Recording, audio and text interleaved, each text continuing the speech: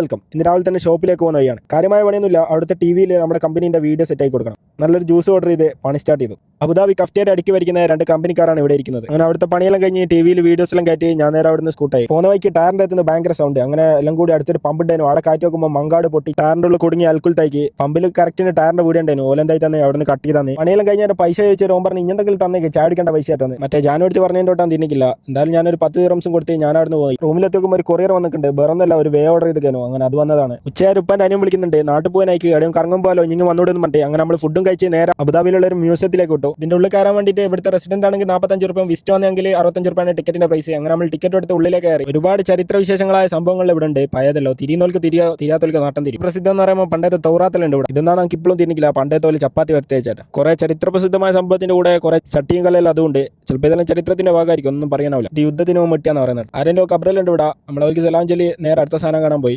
ആർന്ന് പിന്നെ 2-3 ഫോട്ടോയിൽ എടുത്ത് തന്നെയുള്ള ഒരു കിഡ്സ് മ്യൂസിയം ഉണ്ട്. അവിടത്തേക്ക് വിട്ടു. അവിടെ തേറ്റില്ലാത്ത ഗെയിം ഉണ്ട്. എൻ്റെ ഫോൺ ഓഫ് ആയി പോയി. അതുകൊണ്ട് 2-3 ഗെയിം കളിക്കുന്ന ഫോട്ടോ നമുക്ക് എടുക്കാൻ പറ്റുള്ളൂ. ഗെയിംസ് എല്ലാം ഫ്യൂച്ചറിസ്റ്റിക് ആണ്. കിഡ്സിന് ഒരു അടിപൊളി എക്സ്പീരിയൻസ് ആയിരിക്കും. ഇതെല്ലാം കഴിഞ്ഞ് വൈകുന്നേരം ഇങ്ങനെ കല്ലുമല്ലിരുന്ന് വർത്താനം പറയുമ്പോഴാണ് ഒരു ചായ അടിക്കാൻ പുതിയ. വേറെ ആർക്കും ചായ വേണ്ടെന്ന് പറഞ്ഞാൽ ഞാൻ എൻ്റെ ചെങ്ങാനും കൂട്ടി അടുത്തുള്ള പാരീസ് കഫേ പോയി ചായ അടിച്ചു. പിന്നെ രാത്രി ഒരു ഷൂവും കുത്തിക്കാറ്റി നേരെ ജിമ്മിലേക്ക് വിട്ടു. ജിമ്മിൽ തുടക്കക്കാരനായ എല്ലാവിധ ബുദ്ധിമുട്ടുകളും ഉണ്ട്. എന്നാലേ അങ്കാവും പോലെ അവിടുന്ന് കുത്തി മറിഞ്ഞാണ് കാവും പോലെ സംഭവം ചെയ്ത് നേരെ തിരിച്ച് റൂമിലേക്ക് വിട്ടു. റൂമിൽ നിന്ന് കുളിച്ച് ഫ്രഷ് ആയി അടുത്തുള്ള ഒരു മന്തിപ്പിടിയിൽ നിന്ന് മന്തിയും കഴിച്ച് നേരെ അബുദാബി ടൗണിലേക്ക് വിട്ടു. അബുദാബിയിൽ നിന്ന് ഒരു പർദ്ദ വാങ്ങണം നാട്ടിലേക്ക് ഉമ്മാക്ക് കൊടുത്തേക്കാൻ വേണ്ടിയിട്ട്. അനക്ക് പർദ്ദ വാങ്ങുന്ന അറിഞ്ഞൂടാത്തോണ്ട് ഞാൻ എൻ്റെ കസിനെ കൂട്ടിയിട്ടാണ് പോയത്.